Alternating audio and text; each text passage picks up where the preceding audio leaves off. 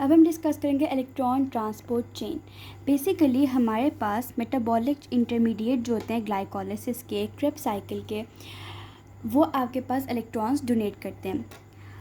जब वो electrons different जगहों पे, डिफरेंट कोएंजाइम्स के पास, डिफरेंट NAD पॉजिटिव के पास, NADH के पास, FADH के पास जाते होते हैं, ट्रांसफ़र होते हैं, तो इस पूरी चीज़ को हम लोग इलेक्ट्रॉन ट्रांसपोर्ट चेन कहते हैं।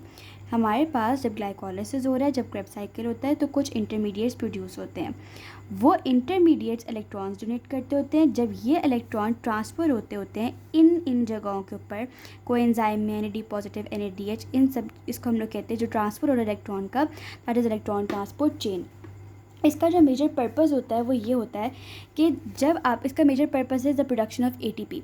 ठीक है, किस तरह से होती है कि जब आपके पास इलेक्ट्रॉन जो होते हैं वो आगे जा रहे होते हैं, तो क्या होता है कि वो एनर्जी रिलीज़ करते हैं। अभी हम आगे उसको एक डायग्राम से अच्छी तरीके से देखते हैं।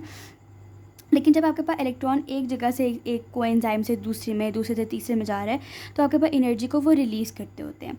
ये जो एनर्जी रिलीज़ हो रही होती है ना, ये हम लोग यूज़ कर रहे होते हैं। It is use to move hydrogen across the mitochondrial matrix. इस एनर्जी की वजह से इसको यूज़ करते हुए हाइड्रोजन की पंपिंग होती है, और उसके बाद एज अ रिज़ल्ट हमारे पास जो हाइड्रोजन इनर माइटोकॉन्ड्रियल मेम्ब्रेन से बाहर जाता है, तो जाहिर है अंदर तो हाइड्रोजन की अमाउंट कम हो जाती है, तो एक ग्रेडियंट डेवलप हो जाता होता है between the inner and the outer mitochondrial membrane. वो जो ग्रेडियंट होता है उसकी वजह से आपके पास ADP और PI कंबाइन करके ATP फॉर्म करते हैं। अभी हम इसको आगे देखते हैं।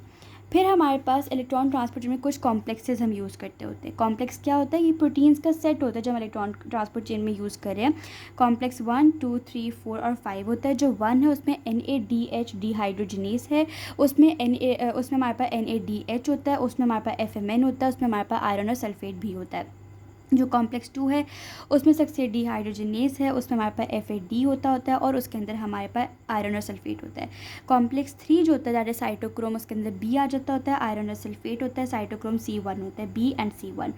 जो 4 होता है उसके अंदर हमारे पास जो है वो साइटोक्रोम A होता है, A3 होता है, कॉपर A होता है, कॉपर B होता है। 4 में A और A3 है, और जो 3 है उसके अंदर B और C1 होता है। पहले 3 के अंदर आयरन और सल्फेट होता है, इसके अंदर हमारे पास कॉपर A, कॉपर 2 होता है। इसके बाद आप इसमें एक और पॉइंट डिस्कस करते हैं, जो कॉम्प्लेक्स 4 इसको हम लोग साइटोक्रोम C ऑक्सीजनेस भी कहते हैं। कॉम्प्लेक्स 5 जो होता है बेसिकली अगर हम लोग उसका स्ट्रक्चर देखते हैं, तो बेसिकली हमारे पास उसमें 2 सब यूनिट्स होते हैं, F0 होता है, उस पर F1 होता है। जैसे स्ट्रक्चर होता है, उस पूरे स्ट्रक्चर का बल्ब लाइक स्ट्रक्चर होता है, उसमें 2 सब यूनिट्स हो गए, एक F0 होता है, एक F1 होता है।